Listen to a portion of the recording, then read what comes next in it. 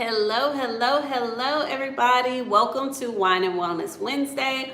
I'm Lindsay Brantley, the founder of Camellia Alise and the Camellia Alise Academy, and I'm super excited to be here with you guys again today to continue the 3-week series that I started last week. So before we jump into the second fear, I just wanted to toast to you guys for making it through Hump Day. And today, the song I played was Anxiety by Meg Thee Stallion, because I know this fear causes everybody sculpting specialist anxiety. So cheers to y'all for making it through, pushing through anyway, all right? All right, so let's jump into today's topic. The second biggest fear that body sculptors have, and the thing that I get asked about the most, right? So I'm doing the top 3. Last week, I did fear number 1 being the safety of your client and you worrying, and how do you overcome that fear? And we talked about making sure you have the right medical backgrounds for your clients, the right equipment, etc., etc. But the second one, and definitely the most prevalent fear that we find with body sculptors or people wanting to become a body sculptor, is this one.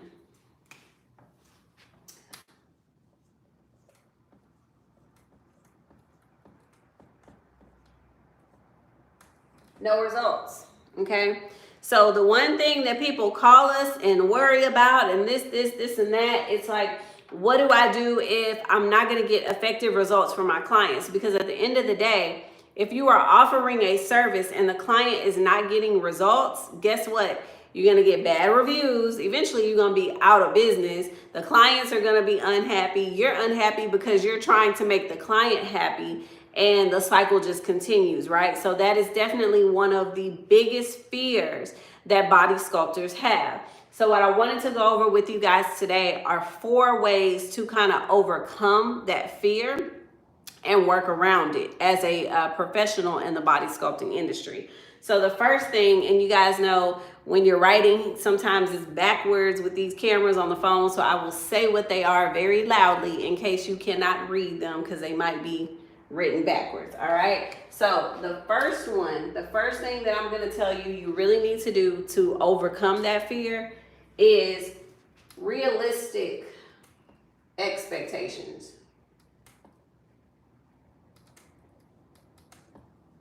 So this is why, and I don't spell that way out. Okay. Realistic expectations. This is why a lot of people have issues with their clients, because if you do not have a consultation with your client and sit down and explain to them what it is that they need to know, what it is that they should be expecting, you're going to have a problem. If your client comes in with a mindset of, oh, I'm going to be able to get the same results that I would get with lipo, but I don't have to go under the knife and it's only going to take 2 weeks. That's a problem, right? You really do need to have the conversation and manage your clients' expectations. They need to know and understand that because this is non-invasive, it's going to take you coming in 3, 4, 5, 6 times. It's going to take you drinking water, working out, doing things to help the process. So at the end of the day, you need to make sure that you manage your clients' expectations, okay? And if you don't, the client comes in with a unrealistic expectation. They expect that they're going to get the same thing that they would get with surgery, but they're going to get it faster. They're not going to have to go under the knife.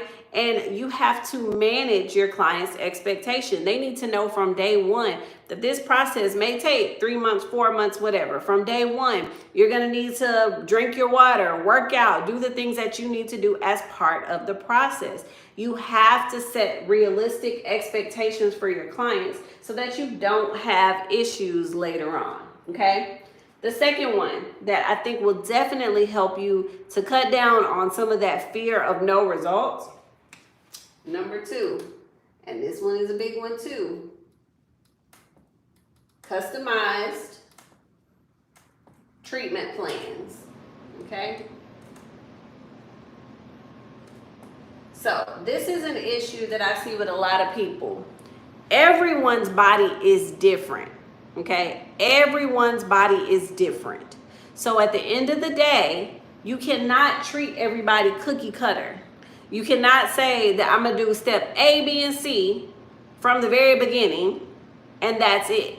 You cannot do that. You literally have to take time to understand what that client's needs are, what their expectations are, what is their lifestyle like. Is this the client who's going to eat better? Is this the client who's going to work out? Or is this the client who's not going to do anything to help you? So you're going to need to take more time, do more treatments. You're going to make sure that that person gets on the vibration plate each time. You know what I mean? There's going to be more steps for that client, but I have to understand what it is that client does on a day-to-day basis and create a plan around it.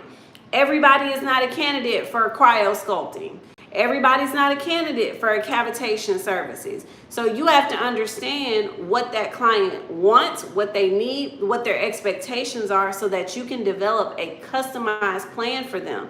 If you don't know how to do that, you need to be educated on how to do it, right? Everything is not just taught to you at once and you're an expert and you know how to do this. No. And I do tell people all day long, make sure that your plan makes sense.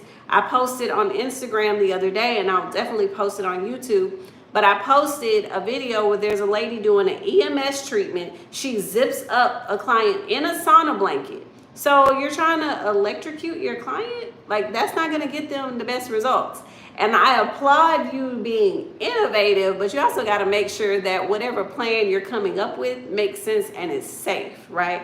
But at the end of the day, you need to make sure that you have a customized plan. Everybody's not cookie cutter. Everybody's body is not going to respond the same way. So you have to be able to tailor those things, okay? The third one, and this is a big one as well. Well, they're all big, but it's going to be your follow-up care. Okay, so at the end of the day, how many of you guys, and this is just one of the things that I teach every student, how many of you guys require that your client wears their Spanx or compression garment after a treatment, right? That is a requirement for us. And we go into why and how long and all that in class. I'm not going to get into it now.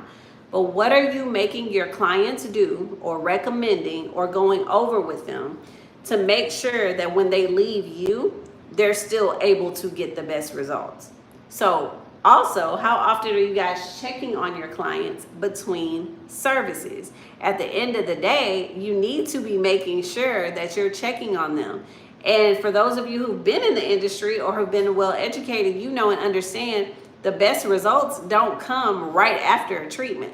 They come 2 to 3 days later because they're still gonna burn fat after a treatment, right? So how many of you guys are getting your clients to send you a picture on day 2 or day 3 to see how much better the results have gotten since they left you, right? You've got to make sure that you have the clients doing some things at home to assist with the process, and you have to make sure that you are following up with them as well. They need to be doing things between the treatments. So at the end of the day, when you're saying my client isn't getting any results, what is your client doing at home? Because if you have a client who is coming to you for a cavitation service and then they're going to Sunday fun day, happy hour, and drinking 2 and 3 days in a row afterwards, guess what? They're not going to get results. But if you're not asking the right questions, you're not following up with your clients, you're not going to know that information, right? So you have to follow up with them, but you also have to make sure that they have follow-up care. They have something that they can do at home as well. And then I do have a few people commenting, that's correct. You need to make sure that the client's hydrating. You need to make sure that they're doing exercise or diet. But realistically, every client's not gonna go out and run 10 miles and eat salads and just do everything perfectly, but you have to understand where that client is and how you can get them into a better place, okay? So that is a very important one. Now, the last one that I wanted to go over with you guys. So when we're talking about, oh, my client's not getting any good results, I don't know what to do. The fourth one that I always tell people is continuous education. So I posted some pictures. I didn't post as many of them, but I posted some pictures of me going last week to learn more about some laser treatments, some body sculpting treatments. I never stop learning. I need to always know what are some of the advances in technology, what are some of the protocols that different people are trying that work for them that didn't work for someone else, right? So at the end of the day, you have to keep educating yourself. There are going to be advancements. There are going to be things as simple as, changing your oil or your gel to increase results, right? There's always going to be different techniques, which is why you have to be educated. When you are saying, I'm not getting any results, what are you doing to correct that? Are you going to someone else to get mentoring? Are you looking to see what other people are doing? You have to continuously educate yourself on what's happening. Also on what kind of different things could be affecting your clients. A lot of times, and this was what I talked about last week, but a lot of times your clients aren't getting good results because of a medication that they started. Did you do follow-up care to understand what changes they're going through, right? So at the end of the day, you guys, it is extremely important. In order to get over this fear, you've got to do some things that helps you out. So I just want to summarize for those of you guys. I see a few people are just joining us. The biggest fears, right? Last week I talked about hurting your client, right? And some of the things that you can do to make sure that your client's health and safety are in the forefront. If you guys didn't get to see it, you can go back on the page and see it. So last week, that was fear number one, is hurting the client or making sure that you're, being safe, right? The second one this week is no results. And so what I'm talking about, the 4 things that I'm telling you can really and truly help you to overcome that fear and make sure that you don't have those issues are going to be these. Realistic expectations, managing your clients' expectations from day one so that they know what to expect and they don't come in thinking that you're about to perform a surgical treatment or surgical outcome with a non-surgical machine. It's not going to happen, right? It's going to take longer. It may take more treatments. You got to understand that stuff, but you also have to manage the client's expectation. The second one was customizing your treatment plans, understanding that clients are not cookie cutter, understanding that clients do have different body types. If you have a question, go ahead and type it in and I'll answer it as I'm going. So you have to customize the plans for the clients.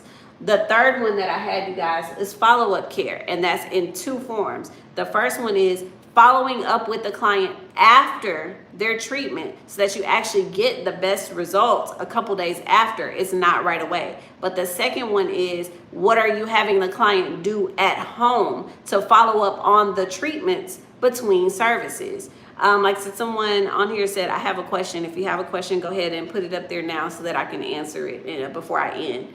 So making sure that there is follow-up care, that the client has something at home with them to help them, assist them, and then also following up with the client after they've had a treatment.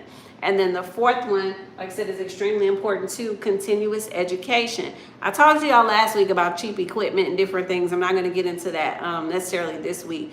But when you're talking about results, you need to know what you're doing, why you're doing it, and then are you using the right technology to help you achieve it? Those things matter as well. So constantly educate yourself. Look at what other people are doing, but also that's why I still pay for classes. I still go to national conventions. I still do webinars because there might be something else out there that all of a sudden is going to increase our results even more than they already are, right? So look at those things. We have one question here. I'm going to answer that one, and then I will end today's session. So if y'all have other questions, let me know. How is radio frequency for darker skin? Does it really help out with scarring and hyperpigmentation? So the radio frequency that we use is more so for tightening the skin and for fat loss areas with chin, things of that, double chin, things of that, it helps for. So radio frequency is not something I would necessarily say to use for hyperpigmentation and scarring. No, it does not help with scarring. So let's say you have a client that had a tummy tuck and now they're coming to you for a radio frequency treatment. If that client keloid or they have scarring in that area, radio frequency does not solve that, and it doesn't matter if the client is dark or light. But I will say that radio frequency, the technology that we use, it's not the client's skin tone. It doesn't really affect the results. There are other things that affect the results, but not their skin tone. Now, when we're talking about laser hair removal and other things, that's completely different. Skin tone definitely matters. But when it comes to radio frequency technology, I don't think that being darker skin is going to make the treatment less effective. No, it's not. Okay. That's a very good question though. And thank you guys so much for tuning in today. If y'all have any other ones, go ahead and post them up real quick. And if not, I'm going to get out of here. I'm going to toast to you beautiful people. And then I'm going to get out of here. And by the way, I do every Wednesday before I do wine and wellness. I do Wealth Wednesday in our group. The group is available to anybody. It's on Facebook. It's called Body Sculpting Professionals. And on there today, I talked about attracting clientele. So when we talk about no results, that's definitely a fear, but having no clients is an even bigger one. So I talked a little bit about that in the group. Feel free to go into the Facebook group and check that one out. I hope that these kind of helped you a little bit. And then I'm going to talk about the third and final, like, top 3 fears and questions that we get the most. I'm going to be talking about that one next Wednesday. So be sure to tune in next week. In addition to that, you guys, we are doing a free webinar on body wraps. I will be showing you guys how to use the different types of wraps, what kind of equipment to use, aftercare, all of that. I'm going to do a free webinar on June the 23rd. If you have not already signed up, the link is in the bio on IG, and I will put it in the comments on YouTube. Feel free to sign up for that webinar. Like I said, it's completely free. It's going to be on the 23rd, and you'll be able to ask any questions specifically about body wrap and kind of mastering those techniques. If you would like to talk to us more, you can always email us at info@CameliaAlise.com. That's, like I said, info@CameliaAlise.com. Myself and my staff can help you. But of course, like, if you're not a student, we're not just going to answer all your questions nonstop. But if you have a couple of things, or if you want to do an actual one-on-one business consultation, I offer those as well. So feel free to email us at info@CameliaAlise.com. We'll help you in any way that we can. Y'all have an amazing evening. I'm going to end this the same way I started with Meg Thee Stallion's anxiety, because at the end of the day, y'all, these fears do put a lot of anxiety in people, but I always say it should not stop you from moving forward. It should not stop you from starting your business. At the end of the day, you keep pushing forward every day. If this is truly your calling, you can't let fear stop you, right? But you need to make sure you have the right knowledge and techniques. So y'all have a great evening. I will talk to you guys next week. Ooh, here we go. Cheers.